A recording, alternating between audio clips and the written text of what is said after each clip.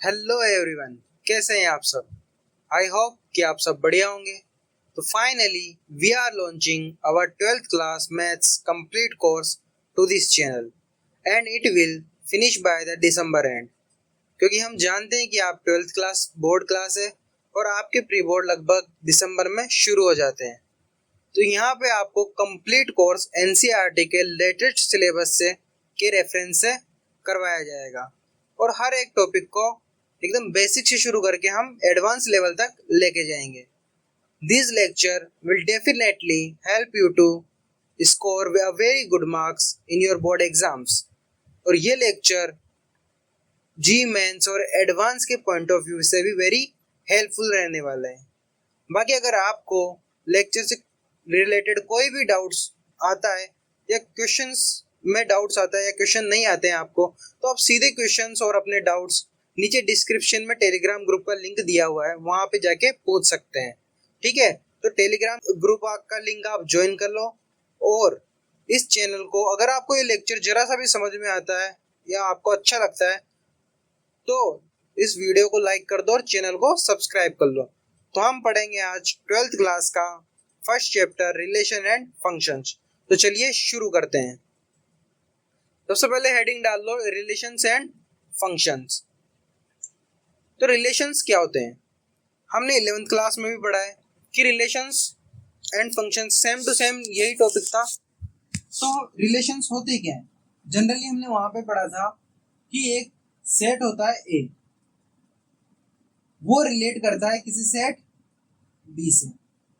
ठीक है, यहाँ पे वो वाले रिलेशन नहीं है जो हम घरों में जनरली यूज करते हैं, जैसे माता जी का, पिताजी का, भाई बहन, वो वाले रिलेशन यहाँ पे यूज नहीं करते।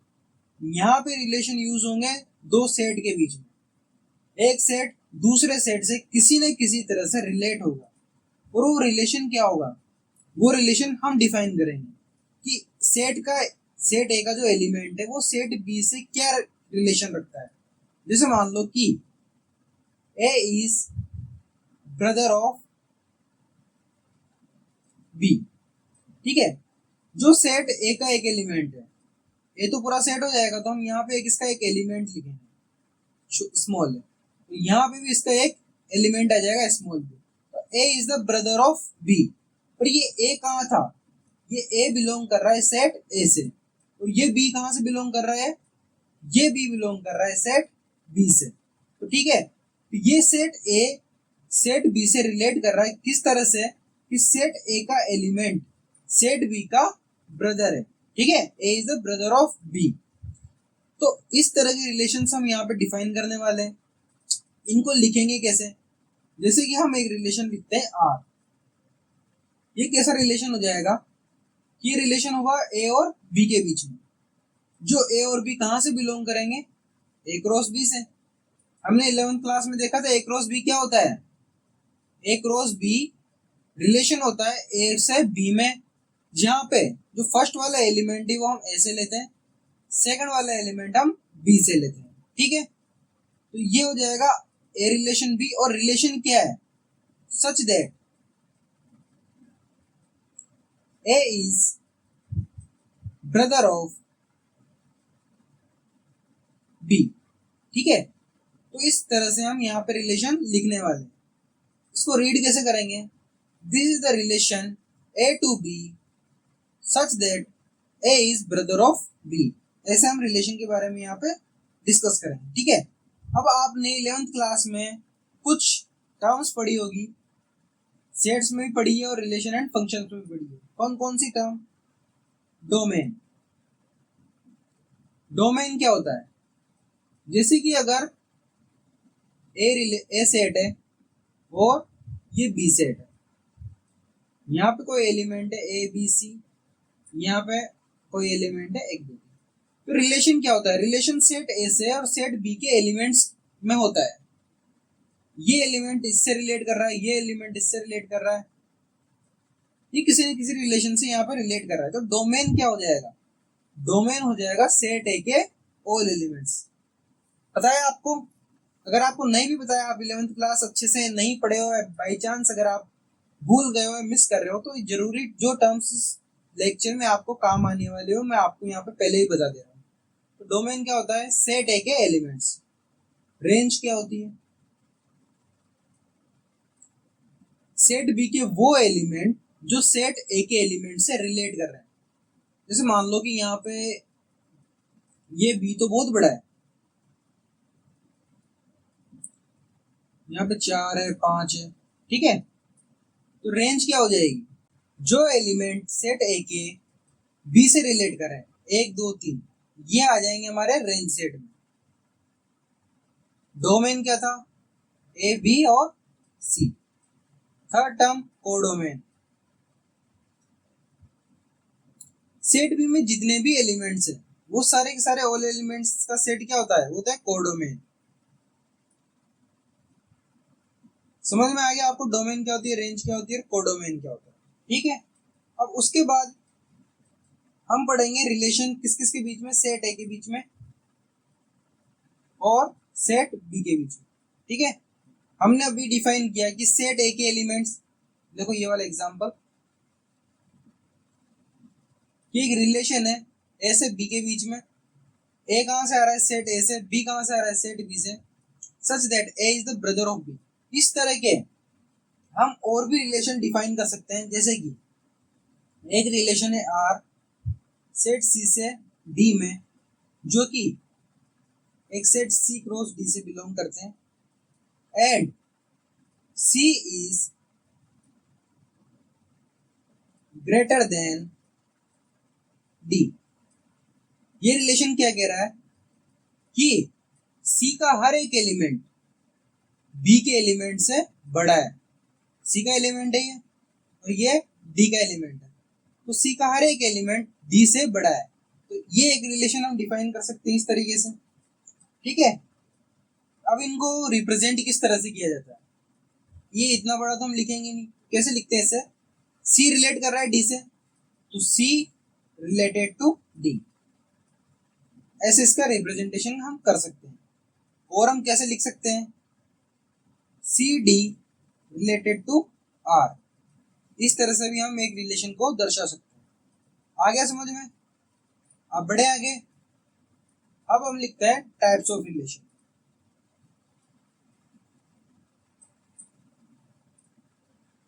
Types of relation.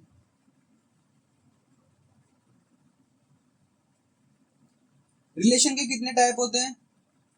जैसे हमने सेट पढ़ा था 11th क्लास में, आपको पता होगा कि हमने सेट के कितने टाइप बताए थे? Empty set, universal set, infinite set, finite set. वैसे ही रिलेशंस के भी बहुत टाइप होते हैं, पर अब यहाँ पे दो टाइप के रिलेशन डिस्कस करने वाले हैं। पहला लिखो एम्प्टी रिलेशन।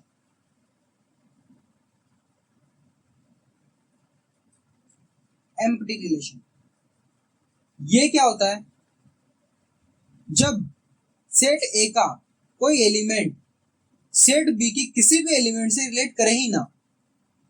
जैसे कि अगर मैं कहता हूं कि एक क्लास है बॉयज की, ठीक है, एक बॉयज की क्लास है। अब उसमें मैं कह रहा हूं कि एक स्टूडेंट दूसरे स्टूडेंट की सिस्टर है। समझ में आ रहा है मैं क्या कह रहा हूं? कि सेट ए है, वो क्या है? क्लास ऑफ बॉयज, ठीक है। अब मैं इस सेट में से दो एलिमेंट उठा रहा हूं, ए और बी। ये कहां से बिलोंग कर रहे हैं? ए से। समझ में आ रहा है? ए बी कहां से बिलोंग कर रहा है? ए से, मतलब ये इस क्लास से बिलोंग कर रहे हैं। अब मैं ये कह रहा हूं कि A is sister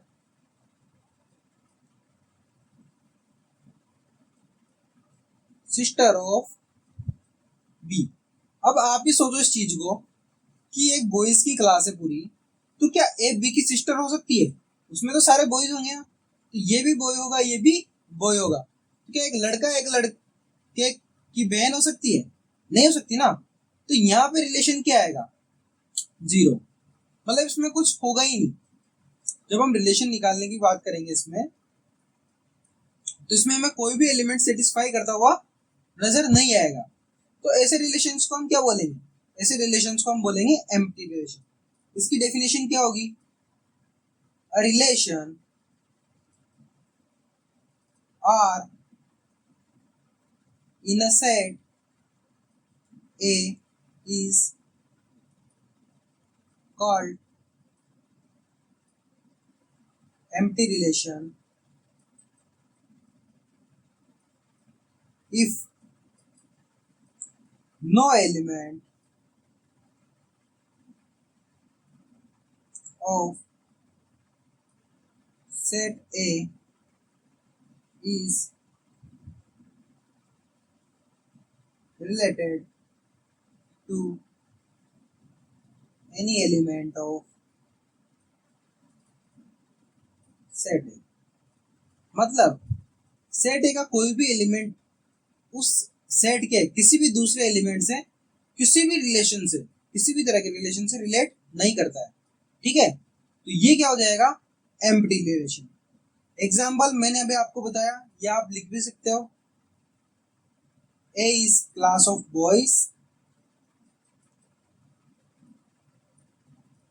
relation R जो कि क्या होगा, फाई होगा, क्योंकि ये सब रिलेशन बनेगा ही नहीं, such that A is sister of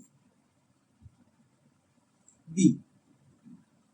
हमने साफ साफ लिखा है बॉयज की क्लास है, तो ठीक है, A is sister of B, तो ये रिलेशन कैसा हो जाएगा, ये रिलेशन फाई मतलब एम्प्टी रिलेशन हो जाएगा। बढ़े आगे, second universal relation.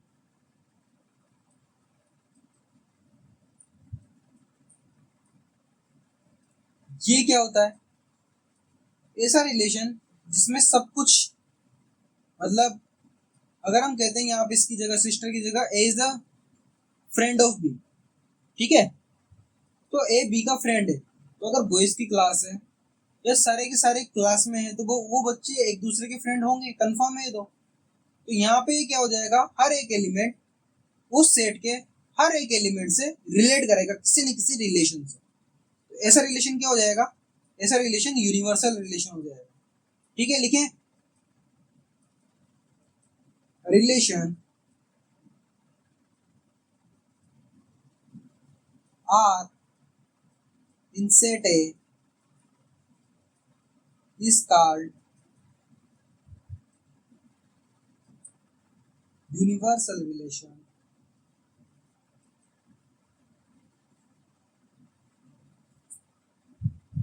if each element of A is related to every element A। आ गया समझ में कैसे हुआ? हम क्या लिख सकते हैं, ये रिलेशन कैसा है, ए क्रॉस ए, मतलब रिलेशन हर एक एलिमेंट से सेटिस्फाई कर रहा है। अगर हम यहाँ से कोई एलिमेंट लेते हैं तो वो रिलेट कर रहा है दूसरे एलिमेंट से, उसी सेट। तो यूनिवर्सल रिलेशन समझ में आ गया क्या होता है? ठीक है, ये दोनों रिलेशन कैसे होते हैं, या तो रिलेशन में कोई एलिमेंट होगा ही नहीं, या पूरा का पूरा सेट रिलेट करेगा कंप्लीट। तो ये दोनों रिलेशन कैसे होते हैं, tribal relation. Both the above relations are said to be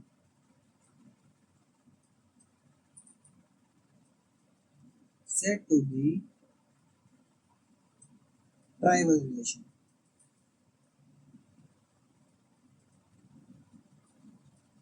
आगे समझने में, इन दोनों रिलेशन को किस तरह के रिलेशंस बोलते हैं, ट्राइबल रिलेशंस। अब इन सेट्स को लिखा कैसे जाएगा, हमने 11th क्लास में पढ़ा है रिलेशंस को लिखने का, या तो हम लिखेंगे सेट बिल्डर फॉर्म में, या लिखेंगे हम रोस्टर फॉर्म में। रोस्टर फॉर्म क्या होती है, जिसमें हम ब्रैकेट के अंदर डायरेक्ट एलिमेंट्स लिखते हैं। जैसे कि मैं आपको एक एक एग्जांपल दे देता हूँ। रोस्टर फॉर्म क्या होती है, जैसे हम लिखते हैं ना, A B C D E F, इस तरह से जब हम रिलेशन को लिखेंगे तो ये कौन सी फॉर्म होगी, roster form. Set builder form कौन सी हो जाएगी,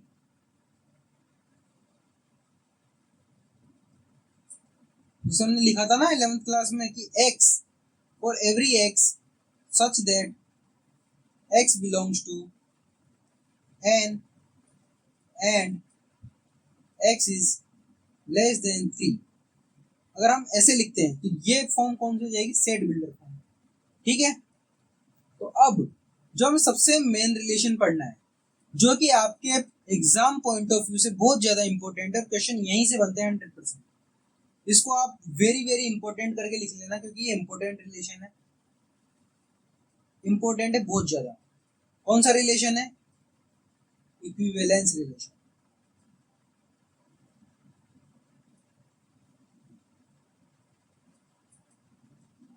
ठीक है, ये सबसे ज्यादा इंपॉर्टेंट है आपके इस चैप्टर में। क्वेश्चन आएगा तो इसी रिलेशन से आएगा, पर इस रिलेशन को सेटिस्फाई करने के लिए हमें 3 और रिलेशन पढ़ने पड़ेंगे। वो कौन कौन से हैं? फर्स्ट है रिफ्लेक्सिव रिलेशन,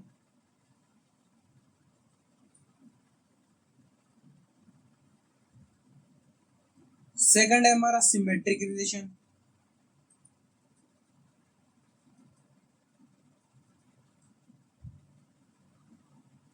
थर्ड है हमारा ट्रांजिटिव रिलेशन।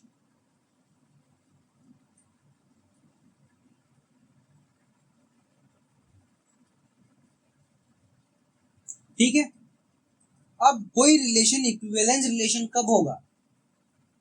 कोई भी रिलेशन इक्विवेलेंस रिलेशन तब कहलाएगा जब वो रिफ्लेक्सिव, सिमेट्रिक और ट्रांजिटिव तीनों प्रॉपर्टीज को सेटिस्फाई करेगा। अगर इनमें से एक भी प्रॉपर्टी सेटिस्फाई नहीं होती है तो वो रिलेशन इक्विवेलेंस रिलेशन नहीं कहलाएगा। तो अब जानते हैं कि रिफ्लेक्सिव, सिमेट्रिक और ट्रांजिटिव रिलेशंस होते क्या हैं। वन बाय वन इनको स्टडी करेंगे। सबसे पहले डालो रिफ्लेक्सिव रिलेशन।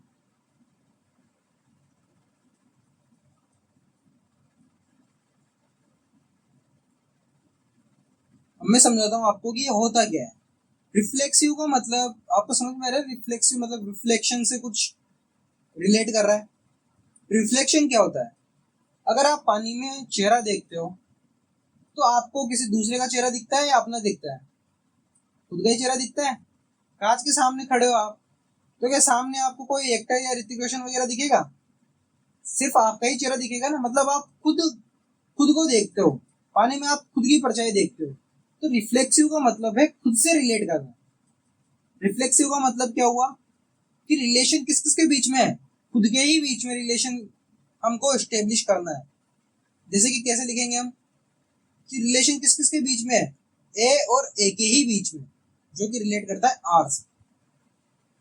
ठीक है, मतलब किसी सेट का ए एलिमेंट उस सेट के ए ही एलिमेंट से रिलेट करे तो और सेटिस्फाई करे इस कंडीशन को, तो हम क्या कहेंगे? ये एक रिफ्लेक्सिव रिलेशन है। नहीं आया समझ में? कोई दिक्कत नहीं है, एग्जांपल देके बताता हूँ।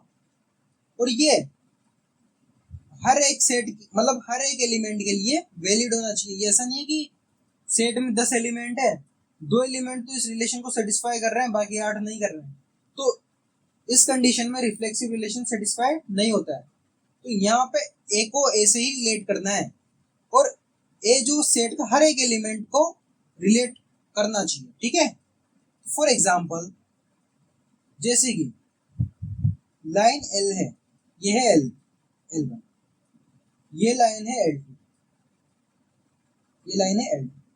अब यहाँ पे कह रहा है कि L1 पैरेलल है L2 के, L1 is parallel to L2। ठीक है, अब ये चीज तो मैं कह सकता हूँ, बट भैया एक बार L1 को देखो तो सही। L1 खुद चीख चीख के कह रहे कि सर मैं खुद के भी तो पैरेलल हूँ। वो L2 से पैरेलल है वो अलग बात है, पर L1 is parallel to L1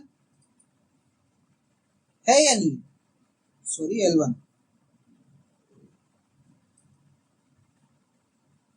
L1 is parallel to L1।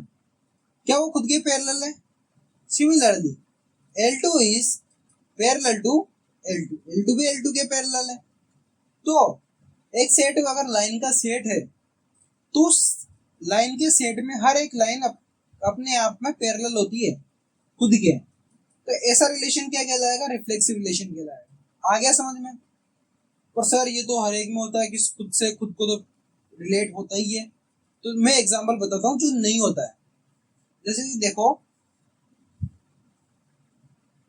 L1 relate कर रहा है L2 से, L1 रिलेट कर रहा है L2 से। यहाँ पे कह रहा है कि L1 is perpendicular to L2। अब यहाँ पे रिलेशन क्या है? यह रिलेशन है परपेंडिकुलर का। रिलेशन क्या है? परपेंडिकुलर का। तो क्या L1 L1 से रिलेट करेगी? अगर रिलेट करेगी तो हम कैसे लिखेंगे? L1 is perpendicular to L1, तब जाके तो ऐसे लिख पाएंगे हम L1 is belongs to R, मतलब L1 L1 से ही रिलेट करती है। उस कंडीशन में इसको कैसे पढ़ेंगे? L1 is perpendicular to L1। अब आप ये बताओ कि ये लाइन दिख रही है आपको L1, ये कहीं से आपको खुद के परपेंडिकुलर लग रही है क्या? नहीं लग रही ना, तो मतलब ये 100% गलत है बात। कभी भी कोई भी लाइन अपने आप के परपेंडिकुलर हो ही नहीं सकती। तो अगर हमें कभी ऐसा क्वेश्चन पूछा जाएगा तो ये रिलेशन रिफ्लेक्सिव होगा या नहीं होगा? अगर हमें पैरेलल पूछते हैं तो 100% रिलेशन रिफ्लेक्सिव होगा। बट अब पूछ रहा है कि L1 is perpendicular to L1, कोई भी लाइन खुद के परपेंडिकुलर नहीं हो सकती, तो ये रिफ्लेक्सिव रिलेशन नहीं होगा, रिफ्लेक्सिव नहीं होगा। समझ गए? बड़े आगे रिफ्लेक्सिव रिलेशन क्या होता है अच्छे से समझ में आ गया है ना? एग्जांपल से बता दिया मैंने आपको। अगर हमें कभी भी किसी भी फंक्शन में या किसी भी रिलेशन में रिफ्लेक्सिव रिलेशन फाइंड करना है तो हम क्या करेंगे? हम उसको ऐसे लिखेंगे, A to A belongs to R, for every A belongs to A। इस तरह से हम उसको रिफ्लेक्सिव रिलेशन को सेटिस्फाई करेंगे। नेक्स्ट रिलेशन देखो, सेकंड हमने क्या लिखा था? Symmetric relation.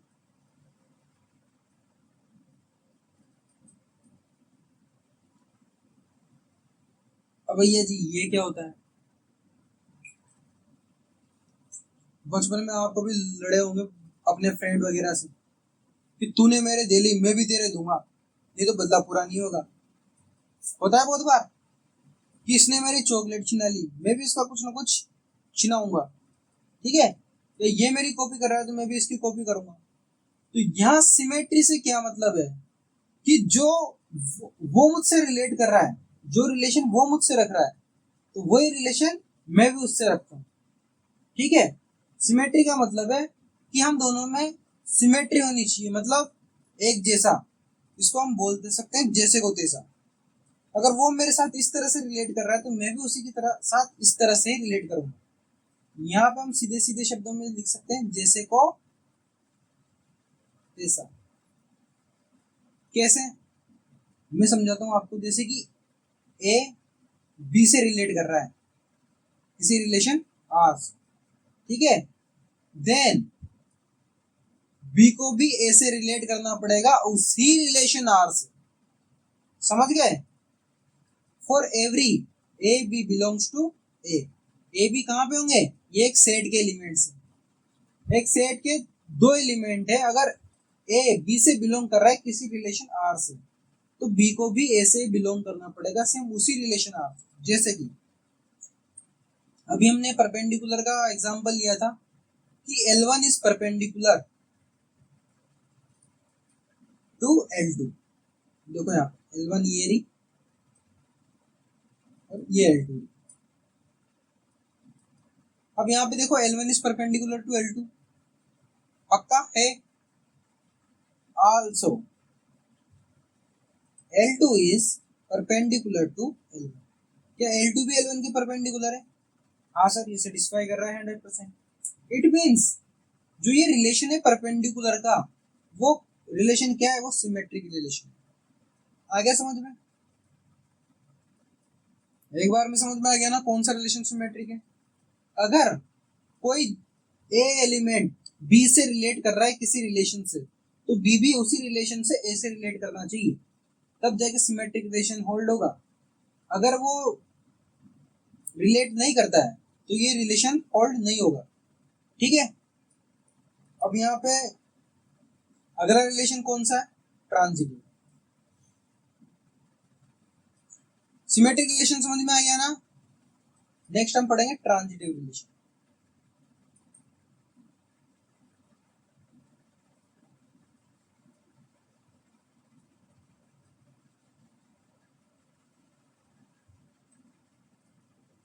ट्रांजिटिव रिलेशन क्या होता है?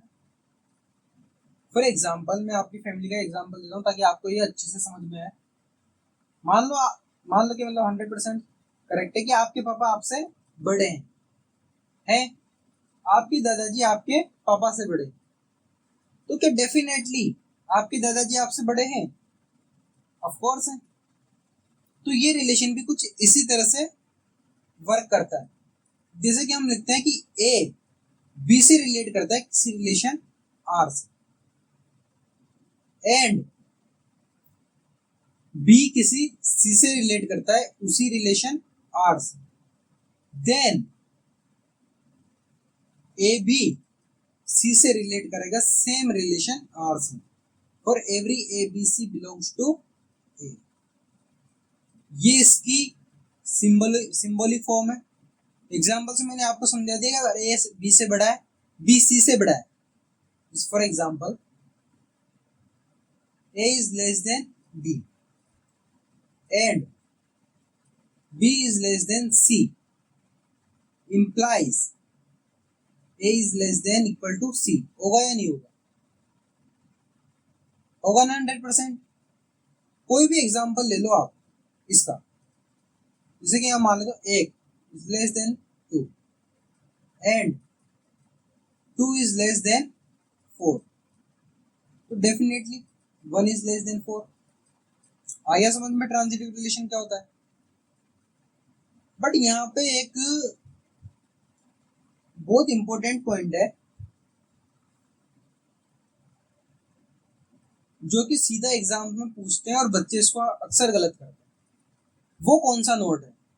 मैं आपको बताता हूं कि ये कंडीशंस, दोनों कंडीशन सेटिस्फाई होती है, तो इस कंडीशन को सेटिस्फाई होना मस्ट है। मतलब हमें कोई दो रिलेशन ऐसे मिल जाते हैं तो हमें तीसरा रिलेशन भी चाहिए ही चाहिए। पर फॉर एग्जाम्पल कोई एक सेट मान रहा हूं मैं, 1 2 3 4 5 6 7 8, ठीक है।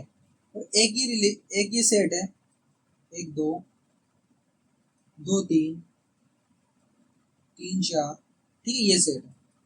अब आप दोनों में ये कंसिडर करो कि यहाँ पे हमें मिल रहा है कि हम 1 2 ले रहे हैं, एक 1 is related to 2, of course, ठीक है, कोई दिक्कत। यहाँ पे भी हम लेते हैं relation 1 is related to 2, 1 is related to 2, ठीक है, एंड 2 इज रिलेटेड टू 3, दिख रहा है हमें ए सेट में। अगर ये दोनों मिल गए हमें, then A must be related to 3, ये इंटरवल भी इसमें होना चाहिए। अगर ये इंटरवल इसमें नहीं है, इट मीन्स ये ट्रांजिटिव रिलेशन नहीं है, नॉट ट्रांजिटिव।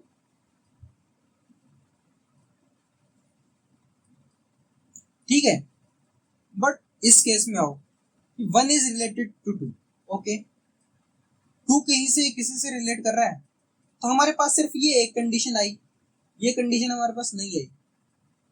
इस केस में हम क्या कहेंगे? ये ट्रांजिटिव है या नहीं है? या नहीं है? सोचो। तो ये ऑफ कोर्स ट्रांजिटिव है। कई बच्चे इसको नॉट ट्रांजिटिव लिख के आते हैं। ये क्या है? ट्रांजिटिव है। कैसे है सर? कि भैया जब दो कंडीशन, इफ लिखा है आप, if A is related to B and B is related to C, then हमें ये चेक करना है कि ए बी सी से रिलेट होना चाहिए। बट अगर सिर्फ हमें एक रिलेशन मिल रहा है, दूसरा रिलेशन हमें मिल ही नहीं रहा है, हम उस केस में तीसरा रिलेशन चेक नहीं करेंगे, हम डायरेक्ट कह देंगे कि ट्रांजिटिव है, नॉट ट्रांजिटिव नहीं बोलेंगे। बट अगर हमें दो रिलेशन मिल रहे हैं, A is related to B and B is related to C, तब हमें तीसरा रिलेशन चेक करना मस्ट है। अगर हमें तीसरा रिलेशन नहीं मिलता है तो उस केस में हम कहेंगे कि A is not related, A is not transitive, ये रिलेशन ट्रांजिटिव नहीं है। आ गया समझ में? अगर हमें एक ही रिलेशन मिलता है तो वो ट्रांजिटिव होगा, पर हमें दो रिलेशन मिल जाते तो हमें थर्ड भी मिलना चाहिए। अगर नहीं मिल रहा है तो वो ट्रांजिटिव नहीं होगा। तो आगे आपको समझ में कि ट्रांजिटिव क्या होता है। हमने रिफ्लेक्सिव पढ़ा है, सिमेट्रिक पढ़ा है और ट्रांजिटिव पढ़ लिया है। तो इक्विवेलेंस रिलेशन क्या होता है? क्या होता है? A relation R in a set A is said to be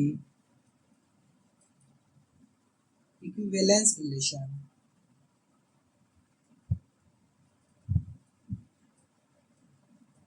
if R is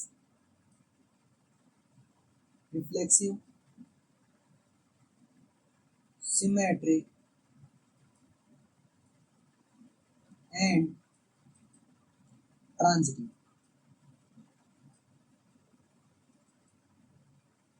अगर इनमें से एक भी कंडीशन सेटिस्फाई नहीं होती है तो ये रिलेशन इक्विवेलेंस रिलेशन नहीं कहलाएगा। आगे बात समझ में? 100% पक्का समझ में आ गया? नहीं भी आया तो क्वेश्चंस देखो, क्वेश्चन से आपको 100% समझ में आ जाएगा। लिखो question, T be set of all triangles in a plane with relation R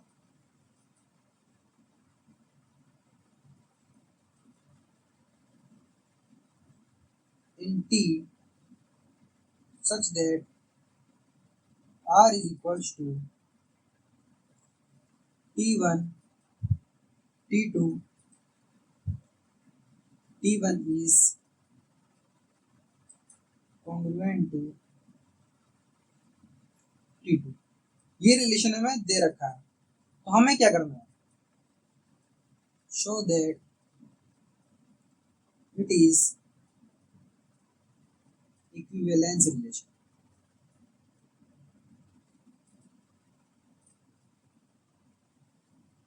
हमें क्या बताना है कि ये एक इक्विवेलेंस रिलेशन। तो चलिए बताते हैं। इक्विवेलेंस रिलेशन बताने के लिए हमने अभी पढ़ा था कि कौन कौन सी कंडीशन सेटिस्फाई होनी चाहिए। जब वो तीनों कंडीशन सेटिस्फाई होगी उसके बाद ही हम कह सकते हैं कि इक्विवेलेंस ये रिलेशन इक्विवेलेंस रिलेशन कहलाएगा। तो सबसे पहले हम फर्स्ट कंडीशन को सेटिस्फाई करते हैं, रिफ्लेक्सिव। ठीक है, इसके लिए क्या होना जरूरी है? आपको सब पॉइंट मन में लिखना है या आप यहीं पे भी लिख सकते हो। क्वेश्चन में लिखोगे कोई नंबर नहीं काटेगा। क्या कि ए से रिलेट करना चाहिए किसी रिलेशन आर के अंदर for every A belongs to set A. समझ में आ गया? यहाँ पे सेट कौन सा है? यहाँ पे सेट है टी, ट्रायंगल्स का सेट है। ठीक है, तो ये रिलेशन होल्ड करना चाहिए। तो हम क्या लिखेंगे कि T1 is related to T1 under a relation R such that T1 is congruent to T1 for every T1 belongs to T। अब एक बात देखो, आपकी ये कोई ट्राइंगल है ए बी सी, यहाँ पे एक अनदर ट्राइंगल है पी क्यू और आर। यहाँ पे कह रहा है T1 is congruent to T1, T2 T1 है, ये इसके कॉन्ग्रुएंट है। ठीक है सर, वो कह रही तो हमने 100% मान लिया कि ये इसके कॉन्ग्रुएंट है। पर एक चीज देखो आप, ये T1 खुद के भी तो कॉन्ग्रुएंट है। ये ए बी साइड जितनी है वही ए बी साइड रहेगी T1 की। तो मतलब T1 की हर एक साइड खुद के बराबर है, हर एक एंगल खुद के बराबर है। तो T1 खुद से कॉन्ग्रुएंट हुआ या नहीं हुआ? तो ये कंडीशन सेटिस्फाई 100% होगी कि T1 is congruent to T1। It means जो ये रिलेशन लिखा है हमने ये सही है। तो हम क्या लिख सकते हैं? It is reflexive. आ गया समझ में? ये कैसे रिफ्लेक्सिव है? क्योंकि T1 के ही कॉन्ग्रुएंट है। तो ये कंडीशन हमें यहाँ पे सेटिस्फाई करवानी है। ठीक है, नेक्स्ट कंडीशन लिखो आप, सिमेट्री।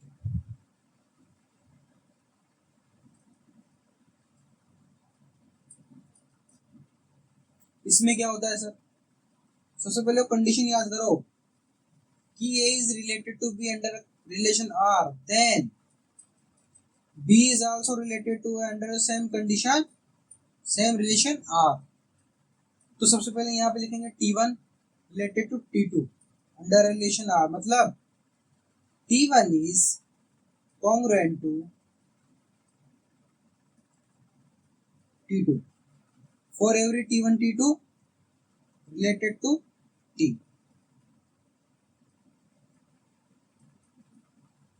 ठीक है, ये क्या इंप्लाई करेगा, T2 also related to T1, किस रिलेशन के द्वारा, R रिलेशन के द्वारा, मतलब T2 is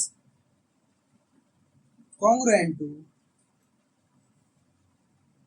T1 for every T1 T2 belongs to T. आगे समझ में कैसे, देखो ये अबाउट एग्जांपल, अगर T1 कॉन्ग्रुएंट है T2 के, जो ये T1 है ये कॉन्ग्रुएंट है T2 के, तो T2 भी तो कॉन्ग्रुएंट होगा T1 के। मान लो कि अगर दो के बराबर है तो दूसरा दो भी तो इस दो के बराबर है, दोनों में कोई फर्क है क्या, नहीं है ना।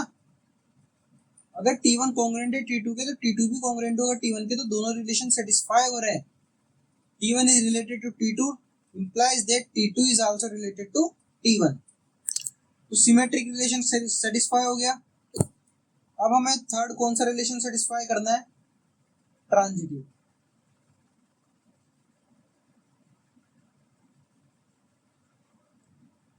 इस तरह में ये तीनों रिलेशन सेटिस्फाई करने तो आते हैं, पर हमें सर लैंग्वेज लिखनी नहीं आती, ये भी सबसे ज्यादा बच्चों का डाउट होता है। तो जैसा जैसा मैं लिख रहा हूँ आप उस तरह लिखने की प्रैक्टिस करो। मैं आपको बोल रहा हूँ कि सबसे पहले इनकी कंडीशंस क्या होती है, कंडीशंस तो लिखो। मैथमेटिक्स में भी थोड़े से सेंटेंस लिखने पड़ते हैं जनरली, जो ये एल्जेब्रा वाला पार्ट है ये जनरली एब्स्ट्रैक्ट एल्जेब्रा है बिल्कुल, तो इसमें क्या करना होता है, आपको वर्ड से ही लिखना होता है, यहाँ पे सोल्व नहीं करना होता है, ये चीजें हमें समझाना होता है लिख के। तो ट्रांजिटिव रिलेशन क्या था, यहाँ पे लिख लो कि if A is related to B by relation R and B is related to C by same relation R, then A is related to C by the same relation R। यहाँ पे ये कौन सा क्वेश्चन था कि T set कौन सा है, T है, रिलेशन क्या है कि T1 is congruent to T2।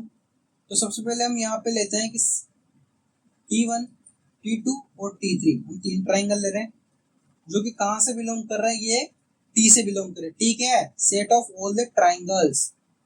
ठीक है, तो सबसे पहली कंडीशन हम क्या लेंगे, रिलेशन दर्शाते हैं T1 और T2 के बीच में। T1 T2 related to R, कैसे करेंगे, T1 is congruent to T2। ठीक है, अब नेक्स्ट क्या है, T2 रिलेट कर रहा है T3 से, कर रहा है ना। T2 is congruent to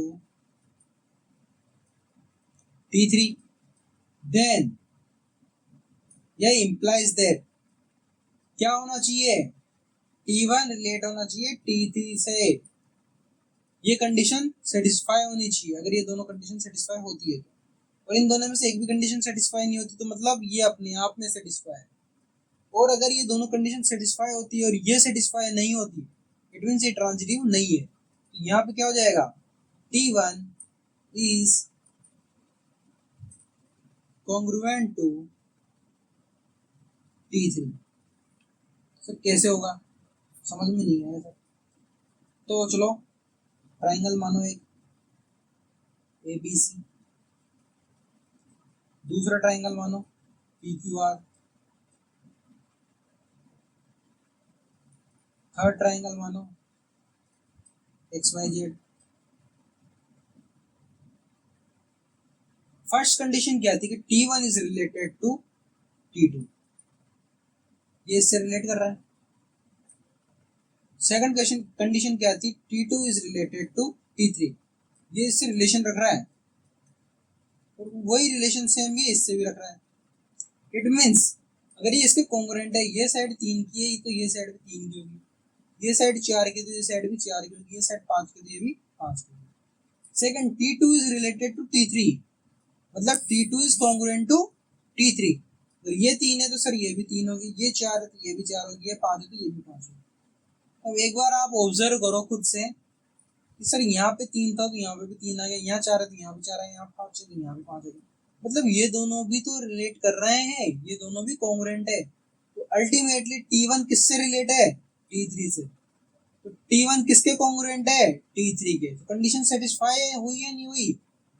100% condition satisfy हो गई। तो सो इट इज ट्रांजिटिव। हो गया, तो तीनों कंडीशन सेटिस्फाई होगी। द अबाव रिलेशन इज, क्या हो जाएगा रिलेशन? Equivalence relation.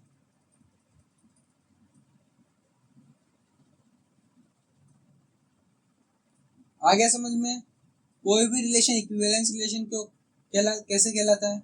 मैं आपको इस क्वेश्चन को इतना डिटेल में पढ़ा रहा हूँ, इसका एक ही रीजन है, क्योंकि इस तरह के सेम क्वेश्चन आपको एक ना एक क्वेश्चन बोर्ड एग्जाम में 100% मिलेगा। ठीक है, तो आपको वहां पे तीनों की तीनों कंडीशन सेटिस्फाई करनी पड़ेगी, रिफ्लेक्सिव रिलेशन, सिमेट्रिक रिलेशन और ट्रांजिटिव रिलेशन।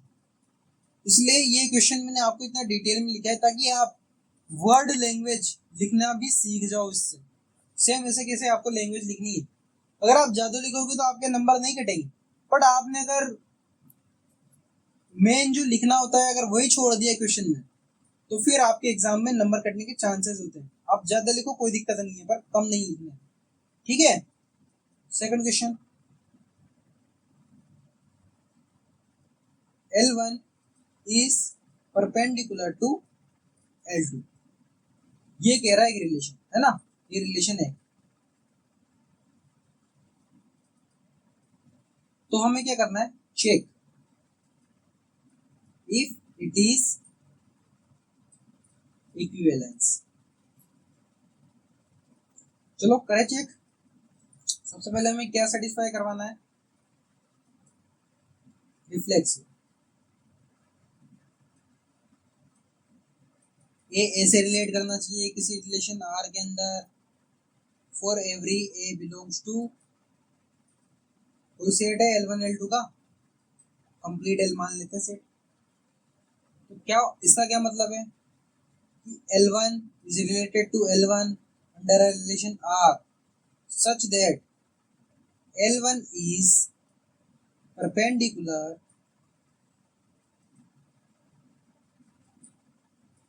to L1। भैया जी सही है? सोचो सही है या नहीं है? सही नहीं है, नॉट रिलेटेड। कभी भी कोई L1 L1 के परपेंडिकुलर नहीं हो सकती है। एक लाइन अपनी खुद के पैरेलल हो सकती है, परपेंडिकुलर नहीं हो सकती है। ये रही L1, देखो कहीं से अपने आप को परपेंडिकुलर लग रही है क्या? नहीं लग रही ना, तो ये रिफ्लेक्सिव रिलेशन नहीं होगा, नॉट रिफ्लेक्सिव। चेक करते हैं सिमेट्रिक।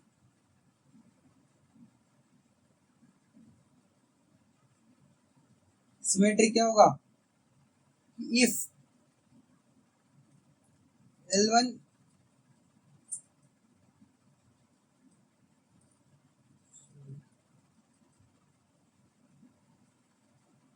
L1 L2 से रिलेट करती है किसी रिलेशन R से, मतलब L1 is perpendicular to L2, then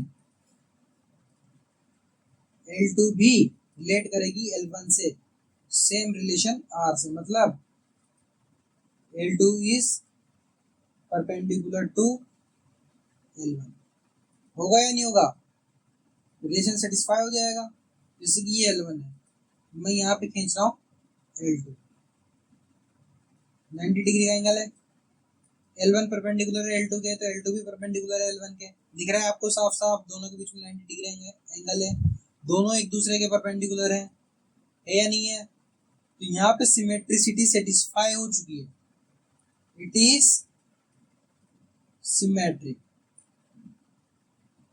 देखो L1 is related to L2, then L2 is related to L1, यही चाहिए होता है सिमेट्रिक में। होगी सिमेट्रिक सेटिस्फाई। अब हमें नेक्स्ट कौन सा करना है, ट्रांजिटिव। डालो हेडिंग।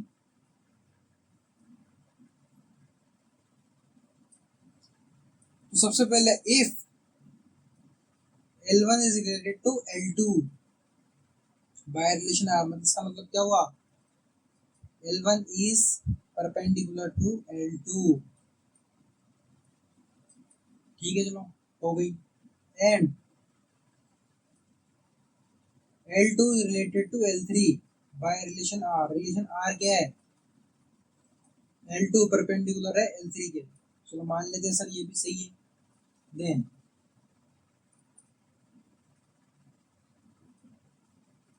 L1 रिलेट करना चाहिए L3 से बाय द रिलेशन R। होगा या नहीं होगा, चेक करना पड़ेगा सर। तो चलो करते हैं। ये रही L1 और ये रही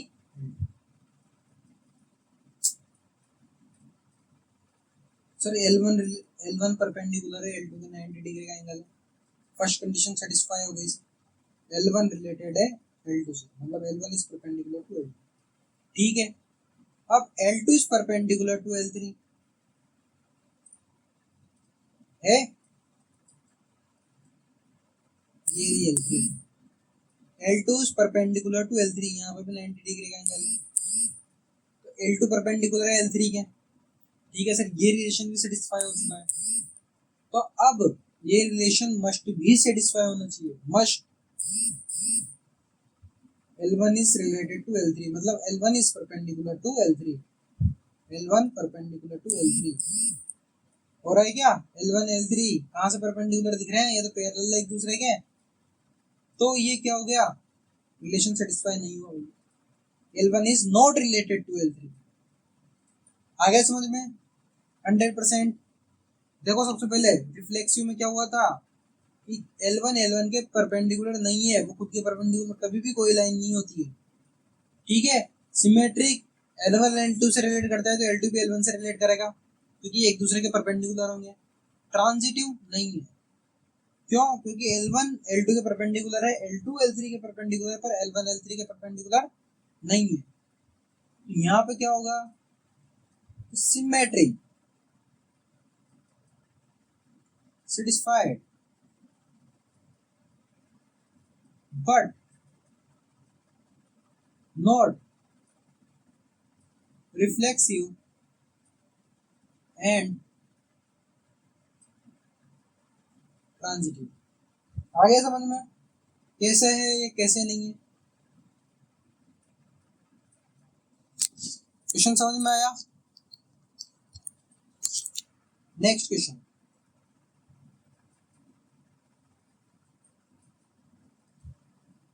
लिखो, show relation R such that AB related to R and 2 divides A minus B। ये हमारा रिलेशन है, इसको क्या करना है, क्या शो करना है, इज इक्विवेलेंस रिलेशन।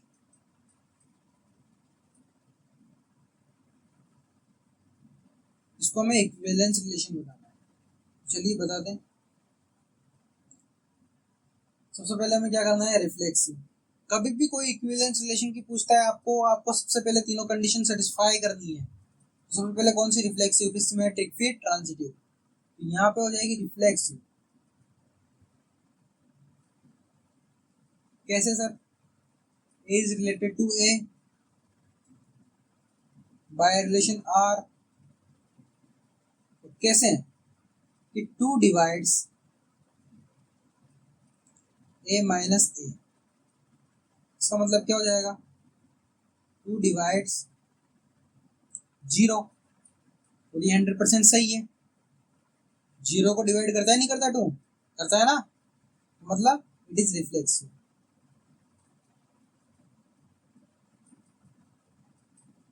हो गया reflexive. Next transitive, sorry symmetric.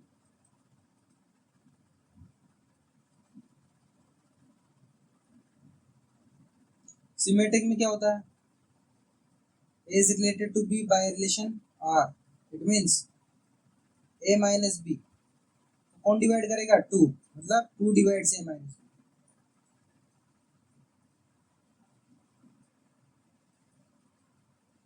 ठीक है, ये कह रहा है कि 2 डिवाइड कर रहा है A minus B को, मतलब 100% डिवाइड कर रहा है।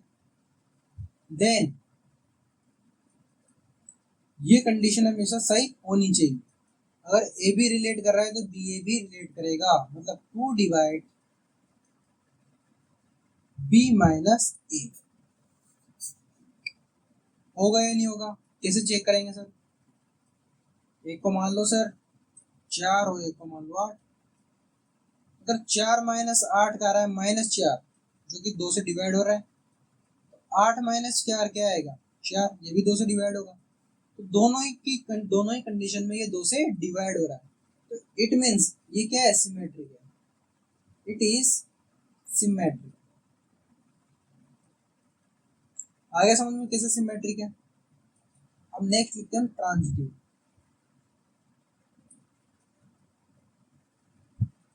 इसमें कौन कौन सी कंडीशन सेटिस्फाई होनी चाहिए? पहले कंडीशन लिख लेते हैं एक बार। If A is related to B by relation R and B is related to C by same relation R, then A must be related to C by the same relation R. चलिए करते हैं।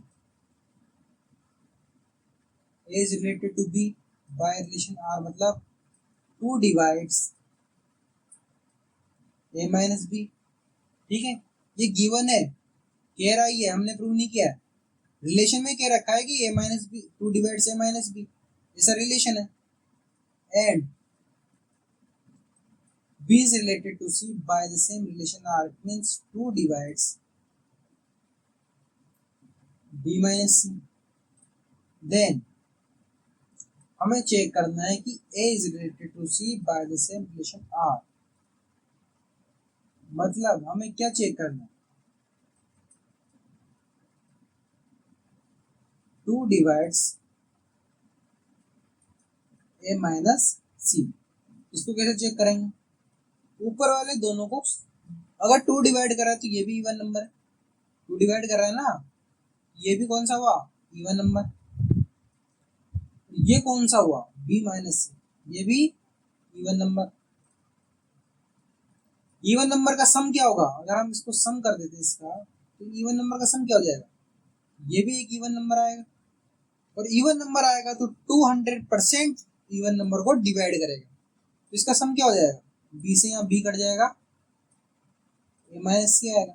यहाँ पे क्या रहा है? A minus C आ रहा है, तो 2 डिवाइड्स A माइनस C 100% सही है। अगर आपको ABCD से समझ में नहीं आ रहा है तो मैं आपको एग्जांपल लेके बता देता हूँ कि 8 माइनस 6, 8 माइनस 6 कितना हो रहा है? 2, तो 2 डिवाइड कर रहा है 2 को, तो मतलब ये रिलेशन सही है। अब B को मैंने 6 माना है, 6 माइनस 4 2 आ रहा है, 2 डिवाइड कर रहा है इसको भी, मतलब यहाँ भी सही है।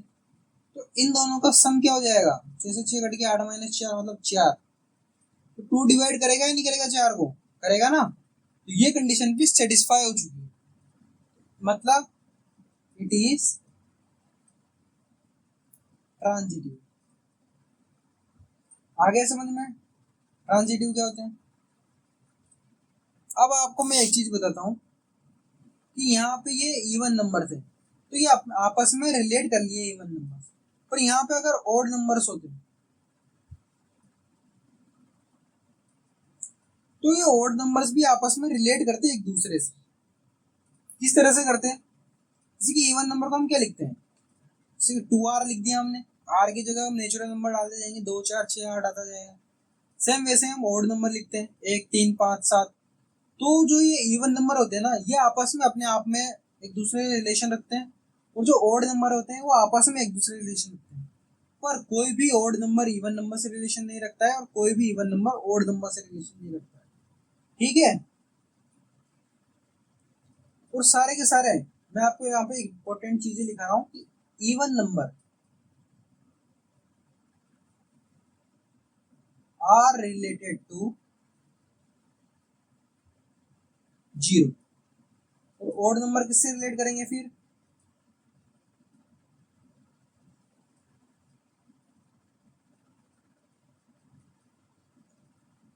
वन से रिलेट करते हैं। मैं आपको ये क्यों बता रहा हूँ? क्योंकि कई ऐसे क्वेश्चंस पूछते हैं जिनमें एक नाम आता है इक्विवेलेंस क्लास। क्या नाम आता है? Equivalence class. ये क्या होता है? पता है आपको क्या होता है? नहीं पता? मैं आपको बताता हूँ कि जैसे कि सेट ऑफ नेचुरल नंबर है, नेचुरल नंबर का सेट है, इसमें क्या आता है? 1 2 3 4 5 6 7 आते हैं। इसमें ऑड नंबर भी आते हैं, इसमें इवन नंबर भी आते हैं। पर ऑड नंबर में ऑड ही आएंगे, इवन में इवन ही आएंगे। इवन में ऑड नहीं आ सकते, ऑड में इवन नहीं आ सकते। जैसे कि ऑड का मैं मान रहा हूँ, ये मान रहा हूँ मैं इवन का।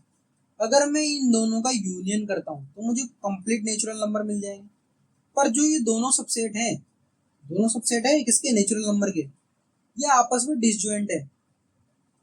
कैसे है? O and E are disjoint. मतलब ओ इंटरसेक्शन ई अगर मैं करता हूँ तो मुझे क्या मिलता है? फाइव। फाइव क्या होता है? मतलब एम्प्टी सेट। आगे समझ में? ठीक है। तो यहाँ पे इक्विवेलेंस क्लास क्या होगी? इक्विवेलेंस क्लास होगी एक तो ऑड नंबर की और एक इवन नंबर की। यहाँ पे दो इक्विवेलेंस क्लास मिलेगी। ठीक है। जो ये इक्विवेलेंस क्लास से रिलेटेड क्वेश्चंस होते हैं वो किसी न किसी क्वेश्चन में मिक्स होके आपसे जी मेन से एडवांस लेवल तक पूछे जा सकते हैं। बोर्ड एग्जाम्स में इनको पूछने की संभावना कमी है, बट फिर भी आपको ये जनरल नॉलेज के लिए ध्यान में रखना चाहिए। ठीक है। बाकी इसके आगे इनके एक्सरसाइज के क्वेश्चन हम कल करेंगे। आज आपको जितना भी पढ़ाया आई होप कि आपको समझ में आया हो। अगर आपको कोई भी डाउट है तो आप नीचे टेलीग्राम ग्रुप का लिंक दिया हुआ है, वहां जाके ग्रुप को ज्वाइन कर लो और अपने सारे डाउट वहां पे पूछ लो। एज सुन एज पॉसिबल आपको वहां पे जवाब मिल जाएगा। अगर आपको वीडियो अच्छी लगी हो तो वीडियो को लाइक कर लो, चैनल को सब्सक्राइब कर लो, क्योंकि इसी तरह का कंटेंट आपको हर एक लेक्चर में मिलने वाला है। एकदम बेसिक से लेके एडवांस लेवल तक आपको पढ़ाया जाएगा। मैं आपसे वादा करता हूँ कि ये लेक्चर देखने के बाद आपके बेसिक्स 100% क्लियर हो जाएंगे। ठीक है। तो कल हम इसके एक्सरसाइज के क्वेश्चन करेंगे। आज के लिए इतना ही, मिलते हैं कल। Thank you.